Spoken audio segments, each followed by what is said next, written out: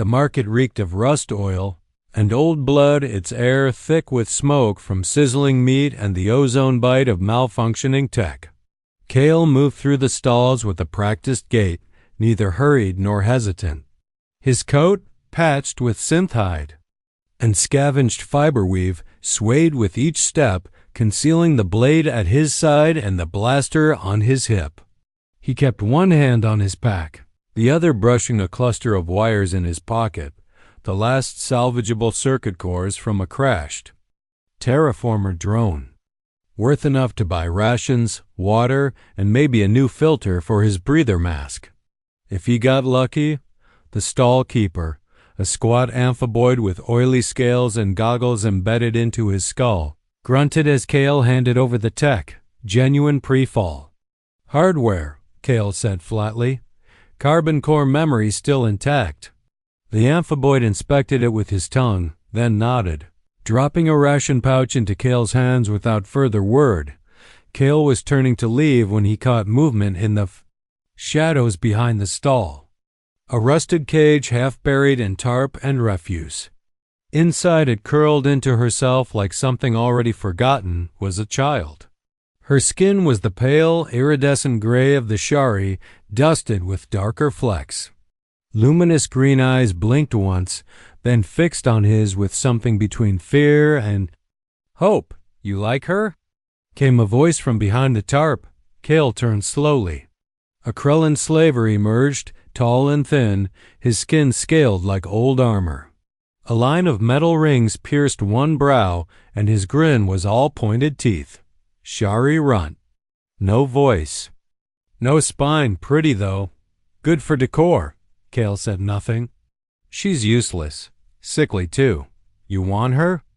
I'll take that nice blaster on your hip. Fair trade, eh?" Kael's fingers twitched near the weapon, but not out of anger. The child hadn't moved since the Krellan stepped into view. She was trembling, barely breathing, her eyes locked on Kael, like he was the last living thing in a dying world. And then, for the briefest of moments, his vision was filled with fire. The scream of bending steel, the roar of a collapsing colony dome. His daughter's hand slipping from his as the evac doors slammed shut. Her voice calling out his name, or just a cry he never knew. The past slammed into him like a tidal wave, and Kael took a step back, then another. Then he did the unthinkable.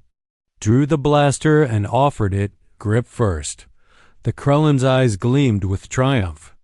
"Pleasure doing business," he hissed, tossing a corroded key into Kael's hand. Kael didn't acknowledge him. He knelt beside the cage, unlocked it slowly. The girl flinched at the noise. Gently, Kael reached inside. "Come on," he murmured. "We're leaving." She didn't speak, but she crawled forward with painful slowness. He scooped her up, lighter than she should have been. She smelled of fear, blood, and old metal. They didn't look back. By the time they reached the edge of the market, Kael could feel her shivering against his chest. He adjusted his grip, lifting her higher. That's when he noticed the small, pale light pulsing under the skin of her neck. A tracker. He cursed softly. It was already transmitting. The Krellans hadn't just sold him a burden. They'd set a trap.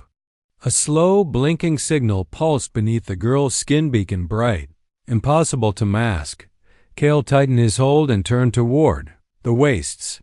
They would come for her. They'd have to go through him first. Kael didn't stop moving until the broken skyline of the outpost was a jagged blur behind them, swallowed by the endless, rust-colored plains of the outer wastes. The girl, still silent, clung weakly to his back as he scaled a jagged ridge of sedimentary stone, his breath coming in controlled bursts. He didn't know her name. Didn't need to. Names didn't matter out here. Survival did. They reached a natural overhang just as the twin suns dipped low, casting long shadows across the terrain like grasping fingers. Kael set her down carefully, checked the area for predators or drones, then pulled a piece of synth fabric from his pack and wrapped it around her slight form. She was burning up with fever, The tracker pulsed steadily beneath, the skin near her clavicle each blink a countdown toward their inevitable confrontation. Kael crouched beside her and unrolled a small field kit. It wasn't meant for surgery. It barely held enough to disinfect a wound or seal a scratch. But it would have to do. "This is going to hurt," he muttered, more for himself than for her. She stared at him, those green eyes luminous in the dying light, but didn't speak, didn't resist. Only winced slightly as Kael cleaned the skin, then slid a sterilized blade under the surface. The tracker was about the size of a grape, woven into muscle fiber. It took a full minute to remove it, one agonizing inch at a time. When he finally yanked it free, blood welled and the girl passed out.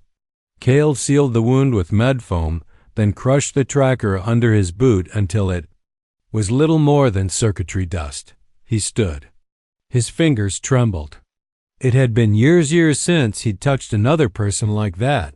Since anyone had relied on him for more than a moment, it felt wrong. And yet, when he looked down at her small, fevered, helpless, he didn't feel disgust or regret. He felt raged outrage at the Krellans. Rage at the colony bureaucrats who abandoned them. Rage at himself for thinking he could ever live without consequences. A low, metallic hum broke the silence. Kael snapped his head up. There on the distant horizon, 3 black specks in the sky. Faint, but growing. Triangular silhouettes cutting across the twilight. Krellan skyhunters. Short-range skimmers armed with dark cannons and motion sensors. Tracker or not, they were coming for her. And they were close. Kael glanced at the unconscious girl. No time to rest. He slung her over his shoulder and began to move fast, low, ghosting between the rocks like he'd done 100 times before. Only now, he wasn't alone. Every choice mattered. Every footfall could mean the difference between survival and death. Night fell hard and sudden in the wastes, bringing cold that cut to the bone and winds that screamed through the canyons like the dead. Kael navigated by memory now, aiming for a place few dared enter, a place he once swore never to return. The rift, a scar in the planet's crust, where geothermal vents hissed and the air shimmered with toxic mist. But it was safe in one way. The Krellans never entered it. Their tech malfunctioned. Their drones crashed. Something down there jammed signals, warped sensors. Kael had buried a friend there once. And part of himself, he descended into the rift just before moonrise. The girl stirred on his shoulder, murmured something too soft to understand. He paused, laid her down behind a tangle of obsidian spires, and listened. Voices, garbled, guttural, echoing through the rift like ghosts. Not human. Not hers. Kael drew his knife. From the mist emerged a shape, not a Krellan, but something worse. A bone crawler. Skinless, eyeless, hunting by sound and heat. Drawn by blood. He dropped low, wrapped his coat around the girl, and drew. A thin wire from his belt a snare, rigged with an impact flash charge. He waited, perfectly still. The creature hissed, clicking, its movements unnaturally fast as it slithered across the stones. Closer, closer. He triggered the snare. The flash was blinding blue-white and violent. The creature screamed, thrashed once, then fell twitching to the ground. Kael didn't move for a full minute. His hands shook. His heart thundered. He didn't know if more were coming. But the girl hadn't woken. At least she hadn't screamed. He looked at her small form again, still breathing, still fragile, but alive. Then the thought hit him like a blow to the gut. She had no reaction to the creature. No fear, no confusion. Because she'd seen them before, she'd survived them. Kael's eyes narrowed. What exactly had this child been through? And why, despite all logic, was he willing to die to keep her alive? The rift whispered in tongues Kael didn't remember learning. It wasn't the wind, though it howled like voices in mourning. Nor was it the shifting ground beneath their feet, or the thermal vents that hissed like breathing lungs. It was the feeling like being watched by something ancient, buried too deep to name. Kael moved cautiously now, each footfall placed with surgical care. The girl, still weak from the fever and the surgery, walked beside him, wrapped in a strip of his cloak. She hadn't spoken since the previous night, though she no longer looked at him like a stranger. She looked at him like he was all that. Stood between her and the abyss. They reached a narrow canyon within the rift. Cracked spires of black stone jutted skyward, forming natural walls on either side. It was a good place to hide, and a better place to be ambushed. Kael set her down and scouted ahead alone. The air grew thicker the deeper he went, like breathing through a damp cloth. Strange growths clung to the rock, fungal nodules pulsing faintly with bioluminescence, casting sickly green light. They hadn't been here 10 years ago. He heard the hum again, too low for Krellin drones. Something else. Organic. Kael pressed against the wall and waited. Movement. Shadows shifting between spires. Then a glint. Metal? No. Not just metal. Armor. 3 humanoid figures passed silently below his position, cloaked in matte plates etched with tribal sigils Kael didn't recognize. They weren't Krellin. They weren't locals either. He slid back quietly, returned to the girl. She was awake and watching him. They're tracking, he said under his breath, not expecting her to understand, but she did. Her small hand reached for his sleeve. Hunters, she whispered. Not for me. For you, Kael froze. What do you mean? She said nothing else, just lowered her eyes. Kael wanted to press her, but a shrill tone cut through the air, sharp and deliberate. A hunter's call. We move. They slipped deeper into the rift, Kael guiding her through winding crevices and mineral tunnels that reeked of sulfur and rust. Eventually, they found a collapsed chamber, once part of a pre-fall comms relay, now gutted and buried in dust. A partial roof remained, and thick stone walls offered temporary safety. He collapsed beside a broken pillar, panting from the exertion. The girl sat across from him, cross-legged and silent. He studied her. You're not just Shari, he said. That tracker under your skin wasn't standard. It was wired into your nerves, military grade. And that symbol on your wrist, he gestured. I've seen it. Back on Tau Christ base years ago. Bioengineering division. Illegal projects. She didn't flinch. He softened his tone. Who are you? She looked up slowly, her voice thin but clear. They call me Sira, but I'm not made by them. I am both, before the fall. Kael's stomach turned. Both? Shari and human. He stared at her. That's not possible. Sira placed a trembling hand over her chest. Born, lab blood, grown in glass, but mother loved me. Kael leaned back against the stone wall, breath leaving him in a ragged sigh. A hybrid. One of the old experiments. The secret alliance no one ever confirmed, human scientists and Shari scholars attempting to merge genetics to create peace through shared blood. It was never sanctioned. And when the war came, the project disappeared, erased. But she was here. Alive. Proof. They'll come for you, he said, voice low. She nodded. And now they'll come for me too. She looked at him with those endless green eyes. You run now? Kael almost laughed. But it wasn't humor. It was something closer.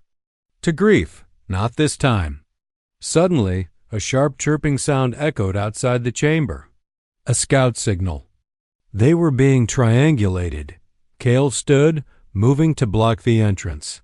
He drew the knife at his belt and the sharpened pry bar from his pack. Crude weapons, but they'd bought him time before. He didn't plan to die in this hole. Sira, he said, glancing back. If I tell you to run, you run. You don't look back. Understand? No, she said simply. Kael turned, surprised. No run, she repeated, more firmly this time. We fight. He stared at her, and for the first time since he left Tauchrist, something in him cracked, not fear.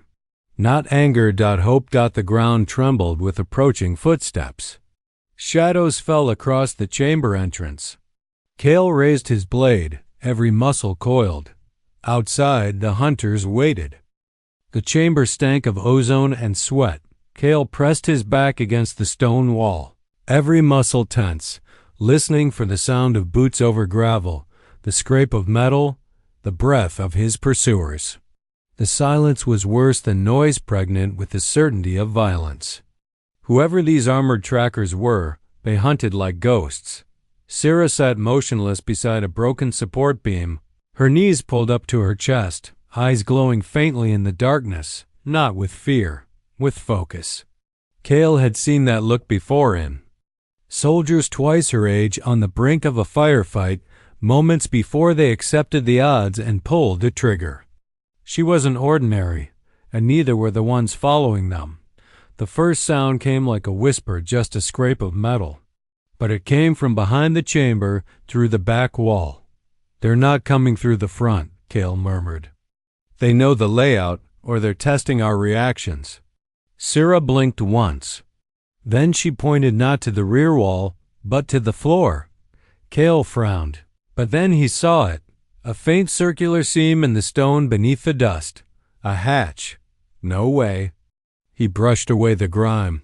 The lines were ancient, older than the relay station, pre-human arrival.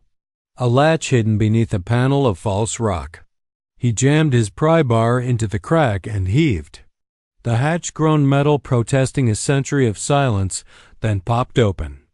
A black shaft yawned beneath it. No ladder, no rungs. Just a narrow tube vanishing into the deep. Sira looked at him, expression unreadable. Kael hesitated only a moment. The hunters were closing in. He heard a breath now, the faintest shuffle of armor against stone. In, he dropped first, angling his body against the shaft walls to slow the fall. Dust scraped his coat. The narrow descent twisted and turned, and then suddenly he dropped into a cold, open space. He hit hard, rolled, and came up in pitch black. Seconds later, Sira landed beside him, her smaller frame making less noise than silence. He lit a dim arc from his wrist torch. What lay around them was not part of any human structure. The room pulsed, literally pulsed with a low thrum of energy. Its walls were smooth and curved, embedded with symbols that shimmered faintly when the light hit them. Kael had seen old Shari architecture before, organic, smooth, humming with low-frequency resonance, but this was different, more advanced, more awake. Sira moved slowly through the space, touching the symbols with her fingertips. The air thickened. The symbols brightened in sequence, one by one, like a code responding to her presence. "What is this place?" Kael asked. "Old place," she whispered. "Before war, before walls."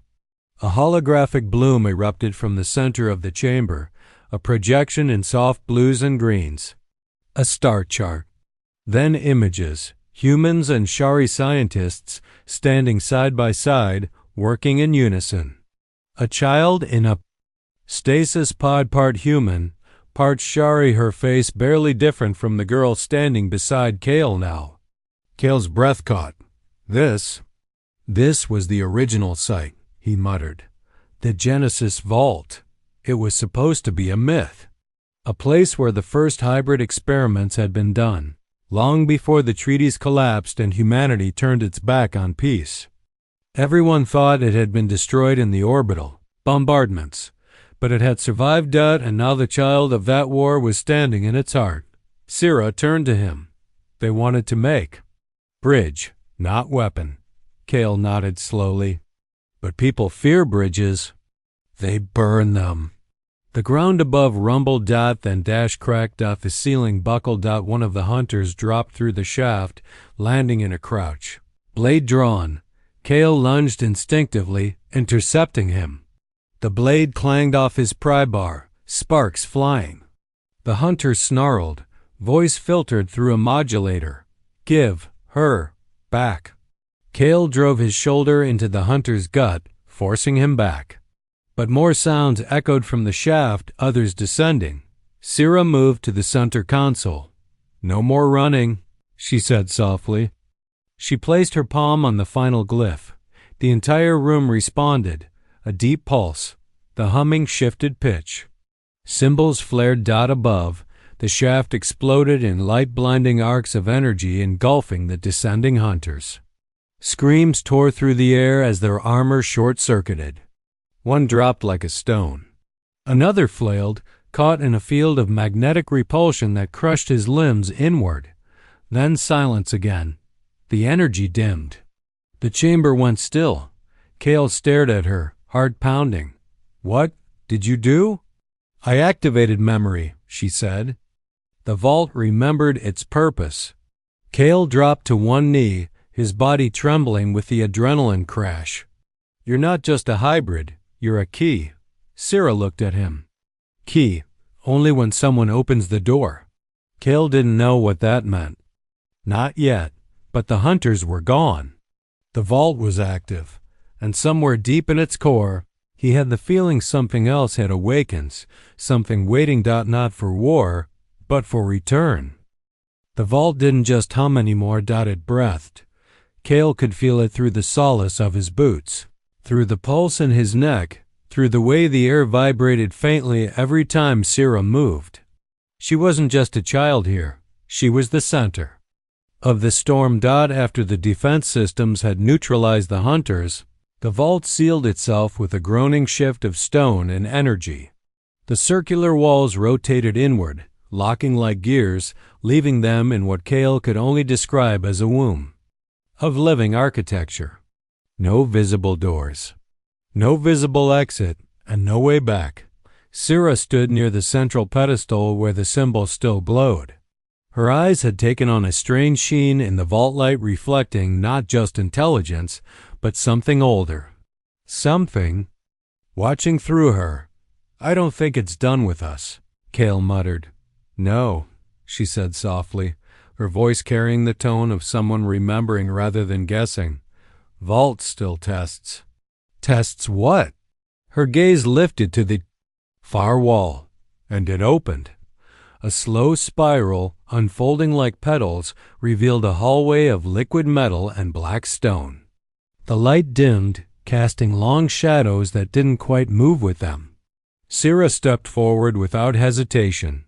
Kael followed, one hand on his weapon, not that it would help if the vault turned hostile. They passed beneath a stone arch etched with faded words in both Shari glyphs and ancient human code. Kael stopped and read it aloud. "Echoes of unity. Born in flame, walk with memory into the forge of choice." They entered a chamber unlike the others, cold, sterile, and dark until the lights came on. Holograms snapped to life around them, forming a massive projection of genetic sequences, timelines, and recorded experiments.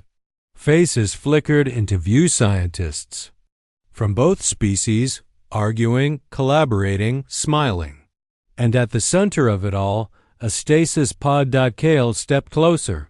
Inside the projection, a child lay suspended, small, pale, with luminous green eyes. His blood turned to ice. "That's you," he said. Sira didn't respond. The recording began to play. A female Shari voice filled the room, soft but strained. "Project Bridge is unstable. The hybrid is adapting faster than anticipated. She learns without instruction, interfaces with machines unconsciously. But the Council has deemed the project a threat. They've ordered termination." Another voicemail, human, angry.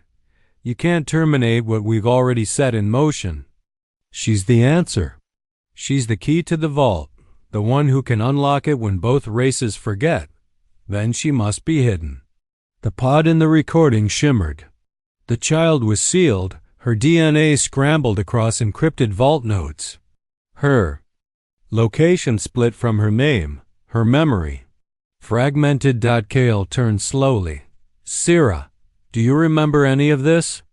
I remember feeling it, she whispered. Fear, fire, falling. She clutched her head. I hear voices in sleep. Always. Voices. A new projection appeared. Kael, Ren, Terraformer. Expedition 17D, Survivor. His heart stuttered. What no? That's not. The vault didn't wait. Candidate Kael Ren possesses 91.3% compatibility with original vault protocols. Genetic markers match with legacy initiators. Kael backed away, breath shallow. Why is it scanning me? Sira turned. To him, and for the first time, there was fear in her eyes. Not of him, but for him. You were part of it, she said. Not just your crew, you. Kael tried to deny it, but memories flooded in buried deep beneath layers of pain and time. His wife, a bioengineer. The whispers about Project Unity. Her refusal to let the military repurpose the vault. Her sudden death, his disappearance. He had run from more than failure. He had run from the truth. Your DNA, Sira said, stepping closer. It holds the last key. That's why the vault allowed you in. It's not protecting me. It's protecting both of us. Kael fell to his ziz. Knees. Everything, the trackers, the hunters, the vault's awakening, it wasn't coincidence. It was a delayed trigger. A final test set in motion decades ago, and it had all led to now. The far wall opened once more. Beyond it, a bridge extended into blackness, a tunnel of shifting light. Symbols pulsed on the floor, drawing them forward. Kael stood, still reeling. Where does it lead? Sira's voice was quiet, but certain. Home. He didn't know if she meant hers, his, or something entirely new. But he walked beside her anyway. As they stepped into the corridor, the vault sealed behind them for Eve. The corridor stretched impossibly far, a tunnel not through space but something older memory given structure. The walls shimmered like oil on water, refracting images of moments that weren't Kael's yet felt like dreams he'd once forgotten. His boots made no sound. The air buzzed softly, as though reality itself was waiting for them to speak. Sira walked just ahead, eyes calm, luminous. She wasn't afraid. She belonged here. Kael did not. Not yet. The path bent downward, and with each step, Kael saw flickers. On the walls, not illusions, reflections. Himself, younger, in a lab he barely remembered, holding his wife's hand. Watching a glowing pod. Sira. He staggered and pressed a hand to the wall. In the reflection, his wife turned to him. We were right, she whispered, but you have to finish it. The image dissolved. Kael's breath came ragged. Sira looked back. They gave you a choice once, she said quietly. You ran. But now the vault gives you another. Before he could answer, the corridor opened into a vast domed chamber miles wide, filled with thousands of crystalline nodes rising from the ground like tombstones. Each one pulsed with faint light. Each bore a name in 2 languages. Human. Shari. This is, Kael trailed off. Echoes, Sira replied. They were the ones who dreamed of peace, who gave everything. Their minds stored here, waiting for the world to be ready. Kael approached the nearest crystal. A name caught his eye. Rena Corin Ren. His wife. His fingers trembled. She died, he whispered. I buried her. She left part of herself behind, Sira said. So did the others. They knew. Kael dropped to one knee, chest tight. As grief and awe warred in him. She believed in this, in you. But I abandoned all of it. You were hurt, Sira said. But you didn't stop. You found me. Kael stood slowly, the weight of the years pressing down but not crushing him. Not anymore. A soft chime rang through the vault. Then dashed an alarm. Sira stiffened. They're coming. Kael drew his blade. Who? The last hunter. He wasn't consumed by the defense field. He followed. From a slit in the wall, a figure emerged, charred, limping but alive. The hunter's armor hissed with escaping pressure. His mask shattered, revealing a face burned and warped beyond recognition. Human once, perhaps, or something close. You were meant to die in the rift, he rasped. You and the mistake. Kael stepped forward. You're late. The hunter smiled a broken, jagged expression. I am the last of the obsidian core. We were designed to erase bridges, to destroy the vault if it ever awakened. This chamber is the final node. Destroy it and the dream dies. He pulled a pulse grenade from his belt. Kael lunged. The hunter hurled the device. Sira screamed his name. Time slowed. Kael caught the grenade midair, twisted, and threw it down the tunnel. The explosion rocked the structure, slamming Kael and Sira to the floor. Shards of crystal rained down. Several memory nodes cracked, flickering, dying, but the vault held. The hunter staggered forward, knife in hand. Kael was faster. Their blades clashed, sparks erupting. The hunter was strong, fueled by zealotry and pain. But Kael had something stronger, something to protect. He drove the blade up under the hunter's armor plate, twisting deep. The man gasped once, then fell. Kael dropped to one knee, blood running down his arm. Sira rushed to him, pressing a hand over the wound. You're hurt. He managed a weak grin. It's not fatal. Not today. The vault responded to their union lights brightening, nodes glowing once more. And then a sound. Music. Soft, ancient, a joining of human harmony and shari resonance. From the walls came voices, not speaking, but singing. A chorus of the past welcoming what had been lost. Sira looked at him. You passed? Kael blinked. Passed what? The test. Of heart, of loyalty, of hope. She stepped onto a platform at the center of the chamber. The floor lifted them upward. Now, we give the world a choice. Above them, a hatch opened, and sunlight poured in, actual sunlight. They rose into a valley high in the spine. Mountains, hidden, shielded, green, alive. Birdsong echoed from trees with violet leaves. Waterfalls sang across smooth cliffs.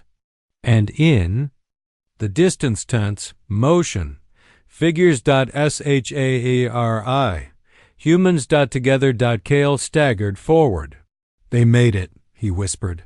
No, Sira said gently. We made it. He looked back once at the vault below. Then forward into the valley where history would be rewritten. Not with war, but with family. The hidden valley shimmered beneath the twin suns like a vision drawn from Kael's forgotten dreams.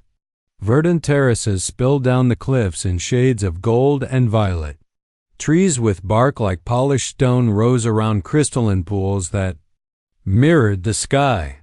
For the first time in years, perhaps decades, he heard the sound of laughter, not from a datapad. Not from memory. But from living people. The settlement nestled in the heart of the valley was a harmony of architecture. Shari.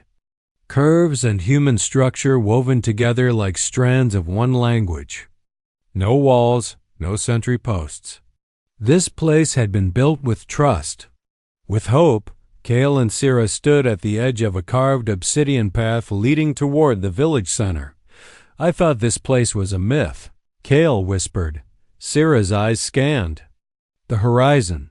It was, until today. Figures emerged from the trees, Shari elders with robes embroidered in starlight thread. Human survivors, lean and sun-weathered. They approached not with suspicion, but reverence. Sira stepped forward, lifting her hands not in defense, but in peace. I bring the vault's key, she said in both tongues, and the one who chose to stay. The crowd parted. From within stepped a woman, older but unmistakable. Kael's heart nearly stopped. Rena, he breathed. She was thinner, worn, but alive. She ran to him, eyes wet with disbelief. He dropped his weapon, and caught her in his arms, burying his face in her hair. "I thought you died." "They thought you did," she said, clutching him tighter. "I stayed. The vault preserved me." Until the day it awakened. Sira stood watching them, her expression soft, her hands clasped. "You carried her," Rena whispered, "through the wastes, through death itself." "She carried me," Kael replied. "That night the entire valley gathered. A great fire was lit in the center of the amphitheater, its flames glowing green and blue, fueled by the sap of native trees. Shari song weavers joined with human drummers, voices blending into a chorus that resonated through the rock. Kael sat beside Rena, her hand in his as Sira stood before the gathered people. She raised her voice. "I am the child they tried to erase, the code they feared, but I am not alone." She turned to Kael. This man was broken, but he did not run. To the people she declared, "The vault lives again. It will remember us. And we must remember it." Behind her, the valley's tallest spire lit from within. A beam of light burst upward, brilliant and sharp, piercing the night sky dot above. A satellite blinked, dot, then another dot, and another dot. Old systems, buried, forgotten, dead for decades, began to stir. Across the continent, ancient relay towers flared to life. Hidden satellites realigned. Buried data fragments locked into place. The vault signal reached the world, dot, and the world responded. Ships, settlements, colonies long isolated by fear and collapse, all of them received the same pulse. A signal encoded with both human and Shari DNA, a message not of control, but of invitation. Return. Unite. Kael sat back, the stars reflecting in his eyes. The signal continued to spread, now carried not by tech but by story. Word of the hybrid child and the man who walked through death to protect her. By morning, a new dawn had broken. Sira knelt before a gathering of young children, Shari, human, and mixed, showing them how to speak both languages at once, how to blend song with structure. Her voice floated across the valley like the breeze itself. Kael watched her, his arm around Rena, his body still healing. "Do you know what they're calling her?" she asked. He smiled. "No, but I'm sure it'll be something dramatic. They call her the Bridge Walker, the one who unlocked the vault, the one who chose us." He looked out at the children, at the flowers blooming where ash once fell, and for the first time in his life, Kael Ren believed in tomorrow. Not because it was easy, but because they had earned it. Not just survivors, but founders of a new world.